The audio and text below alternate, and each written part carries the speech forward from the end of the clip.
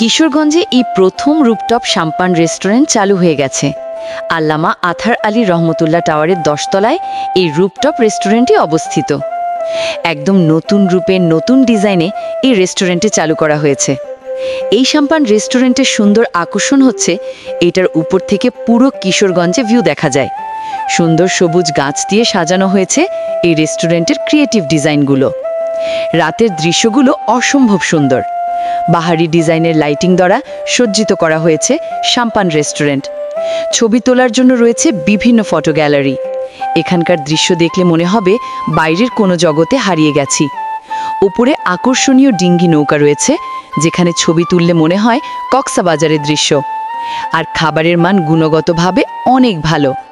Chinese খাবার থেকে শুরু করে fast food, biryani, cold drinks সহ নানা ধরনের খাবার। আবার দস্তরখানা চালু হয়ে গেছে। এই রেস্টুরেন্টে বাঙালিয়ান খাবার পাওয়া যায়। গরুর মাংস দিয়ে সাদা ভাত তো আছেই। এসি রুমে বসে খাবার খাওয়া এবং কিশোরগঞ্জের মনোরম দৃশ্যগুলো এই শাম্পান রেস্টুরেন্টে বসেই দেখা যায়। লিফট এবং গাড়ি পার্কিংয়ে সুব্যবস্থা রয়েছে।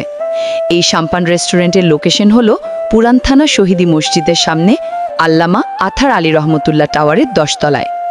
তো আর দেরি না করে আজই চলে আসুন আপনার আপনজন প্রিয়জন নিয়ে এই রুপটপ শাম্পান রেস্টুরেন্টে।